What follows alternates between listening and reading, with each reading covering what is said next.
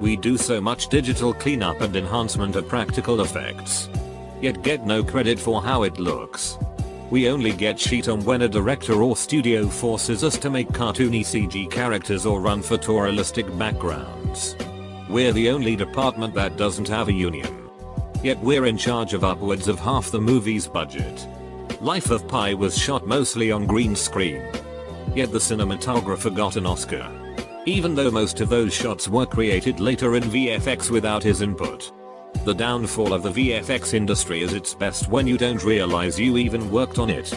Try not to let this get you down. A lot of us appreciate your work. Funeral home worker for 5 years. That casket has a huge markup and it is illegal for a funeral home to not let you source your own casket. In my area Amish make them and their prices run from reasonable to unreasonable, and here's another tip. Walmart sells caskets. They are still slightly overpriced but usually better than what your director is probably selling. Shop your casket options. Out of curiosity, I checked Costco. They also sell caskets, but only about $100 cheaper than Walmart. The chances of you surviving cardiac arrest are only between 5 and 10% with the proper application of life-saving measures. People seem to be under the assumption that most people come back. They don't. I think most people confuse cardiac arrest with a heart attack. For those that wish to know, a heart attack is blood being blocked from getting back to the heart, while cardiac arrest is the heart altogether suddenly stops beating unexpectedly. That if everyone being charged with a crime insisted on it going to trial, no plea bargaining, the system would crash. I got a ticket for failing to signal for 2 seconds. Their plea bargain was like a $100 fine plus classes. I fought it and had to pay squat. Always fight your tickets. 911 operator here. Most of our technology is dangerously outdated. We got our current radio system in 1997. It looks like this. That's a generic photo online. Not from my center. Our dispatch software looks like this, central911.com. And it's not just our center. Any 911 center you go to will have software and equipment that should have been replaced years ago. Check out this map of text to 911 coverage. It's scary. Only about 80% of our cell phone calls provide a usable location.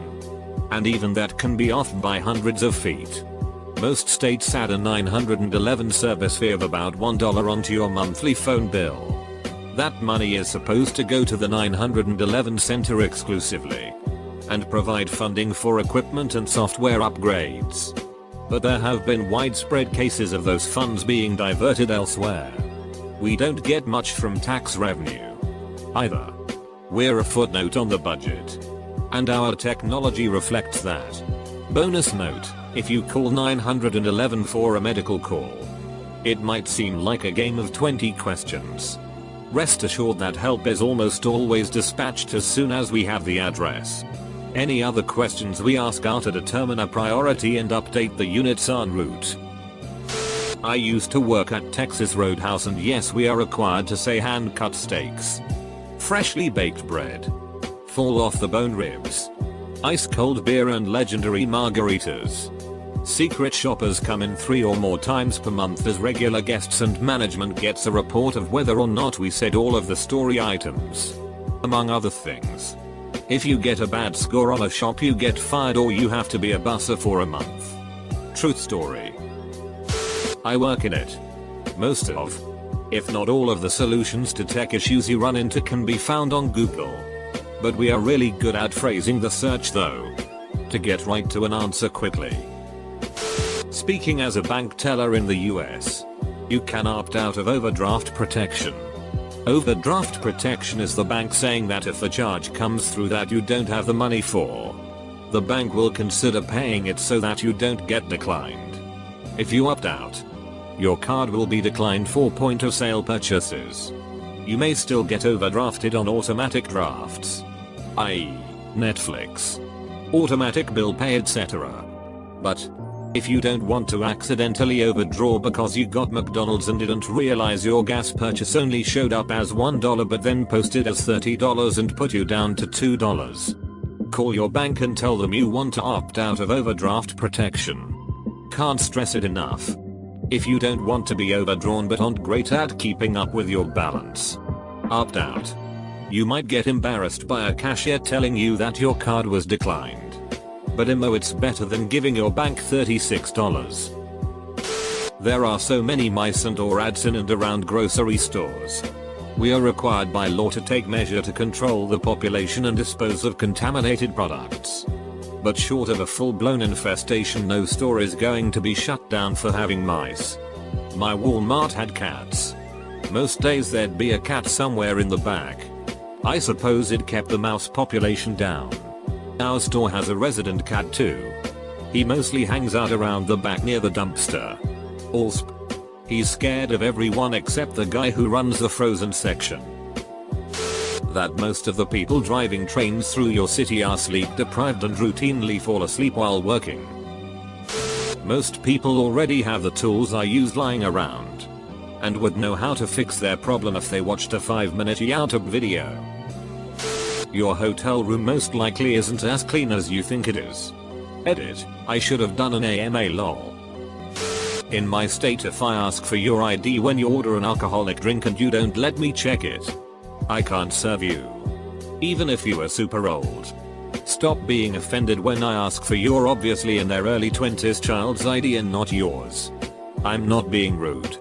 I never understood why some people get so mad about this. Aside from people trying to cheat. Anyway, I used to work in a bank. People would get furious when I asked for ID sometimes. And when I insisted I couldn't do their transaction without it, they'd hand over a valid ID. I still don't get the anger. At a bank you're supposed to be more angry when you don't get asked for ID, assuming you don't like the idea of other people walking off with your money. If you ever hear your waiter tell you that Chef Mike cooked your meal, there's a good chance it was cooked in a microwave. There was a Kitchen Nightmares episode about this exact thing. I didn't realize other places called it Chef Mike too. I work as a statistician in the healthcare industry. My company does consulting work for hospitals all over the country. And I sometimes go with our consultants when they present our findings to the hospital's executive teams. I have yet to see an executive team that was concerned with patient care. Even at not-for-profit hospitals. No matter how poorly they were doing. All they cared about was cutting costs so the hospital could make more money. Our consultants were good about explaining how poor patient care can ultimately affect their bottom line. But it's disheartening to see people running hospitals who don't care about people dying in their facilities. Most money managers don't beat the market net of fees. In other words, you'd be better off buying shares of an ETF, exchange traded fund, that follows an entire index, such as S&P 500, rather than hiring a money manager to try and pick specific stocks that they think will perform better than the market as a whole over time. Edit, I actually don't listen to Freakonomics. I just work in the industry and see it plain as day. Teachers do drugs.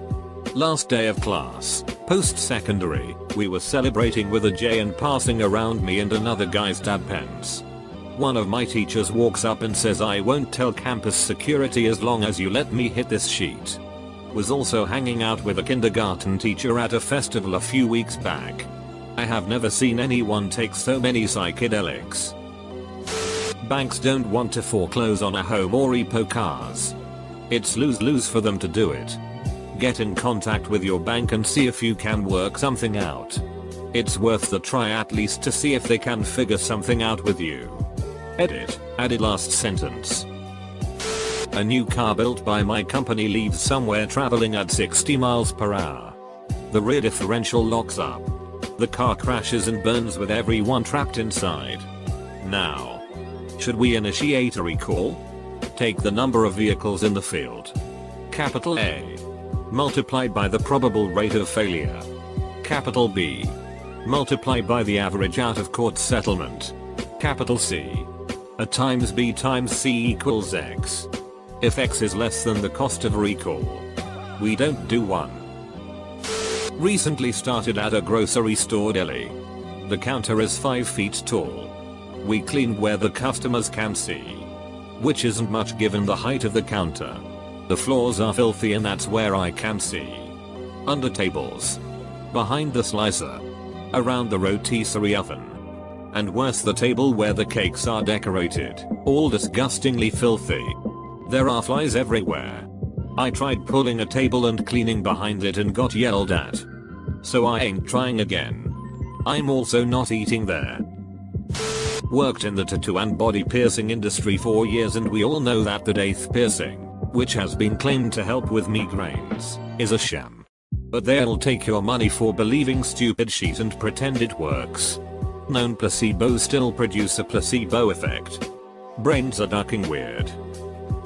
I've been an auto mechanic since I was 20. Every shop, everywhere, is proactively trying to duck you out of every penny they can. Yes, even your mechanic. If the work is through an auto repair shop or dealership service department, they will charge for extra sheet, and a lot of places outright lie. Any other tech who says not where I work, because either hasn't worked as one very long, or is lying to your face. I was at the dealership today getting some recall work done. The guy comes out to tell this old woman why her check engine light was on. 3 bad spark plugs. He quoted her over $200. I could have replaced them all for $15 in parts and it would have taken a half hour tops. I should have said something. I've been replaying it in my head all day. I'm a pussy. I worked in a boarding school until very recently. And despite what establishments of this type may say in their shiny brochures about taking bullying seriously, they only do something about it if parents threaten to sue the school. Otherwise they pretty much let it slide. Because expelling the bully means losing at least 10 grand a term in fees. And the flower arrangements in the school office have to be paid for somehow. If you live in an apartment, have a landlord, and you have maintenance related issue that needs their attention, ask them exactly what they are going to do. Visibly audibly take notes as they explain it to you. Observe them as they fix the problem if you can. Google that sheet and check up on whether what they did is in any way related to what they legally ethically should be doing. To be clear, I'm mostly talking about mold, insect infestations, flooding, gas leaks, important stuff. Just saying. I'm a designer in the toy and novelty gift industry. I work for one of those companies that make things like farts in a can, or heat sensitive mugs with funny messages on the side. We make versions of beer pong and miniature table tennis. If you're buying a stocking filler at Christmas, it's probably from a company like mine. Literally everything we make is copied or ripped off from somebody else. It is made in the cheapest possible way over in China, with very little testing. It's poorly conceived, poorly made, and poorly marketed. Most of the people that create and sell this shit admit that it's good for nothing but landfill. However, amazingly we manage to turn over several million a year in sales. They're about to raise your fees and you have no idea. Shit is going to hit the fan. You will be pissed. And I will want to stab myself in the face every time I have to say the script to you assholes. Manager of a lighting business. If you're a band and rent a light for more than an 18-week tour, you basically paid the full retail price of that light for us. And we continue to rent it out, making profits off of it for years. I can't tell you how many lights, some with price tags of over $10,000 to $15,000 per light, a car company have rented from us that we bought new from manufacturer just because said car company would be renting the lights for 5 months to do car shows. They basically bought the light for us, then paid us more money to have them for another few weeks. The even crazier part is they will rent them again the next year. They could have just as easily bought these lights and kept them in a storage facility. But I think the justification for it is that moving lights are very complex machines and we maintain them after every single show event that they go to. I worked at a Japanese casual fast food restaurant and we had this thing called a volcano roll, which was our most popular of the premium rolls. It cost $7.25. A California roll there cost $3.75. The volcano roll was a Cali roll cut into the shape of a triangle and topped with spicy mayo that has been heated up with about $10 worth of fish. Literally just a few bits. You are much better off ordering a Cali roll and paying $50 extra for spicy mayo on the side and asking them to heat it up. Most other places will give you twice the serving that we will give you since the manager is a stingy itch. Our fish can be up to 2 weeks old. But we will tell you that it is fresh if you ask. The person washing the dishes doesn't give two ducks about cleanliness, so don't be surprised if you get food poisoning. We never eat the food that we make. If people were to drive down a couple of lights, then they will find a place that is way better. Edit. Sorry if I ruined poke for anyone. I'm pretty sure that there are a lot of other places with higher standards. Remember to ask to see the fish before ordering. I work in a public library. Listen. Someone has to bring a book back in absolutely hideous condition before we'll toss it. We once had a guy bring back a book that smelled like shit and had brown streaks on it. We disinfected it. Stuck it in a bag with some air freshener until it smelled like fake flowers. And put it back up on the shelf. The reason why we do this is because we rely a lot on donations and we can't afford to throw away books. Edit. For clarity. I work in a very small public library in a similarly small poor city. Not all libraries do this. If they are well funded and get lots of donations, they are much more likely to just chuck the books. Working in restaurants for years, I've noticed people get mad if you don't have any specials for the night. What most people don't know is that when places run a special, it's because the product is about to spoil. You are not getting a high quality product. You're getting something that has been sitting in the fridge up until the point of waste. Specials and special.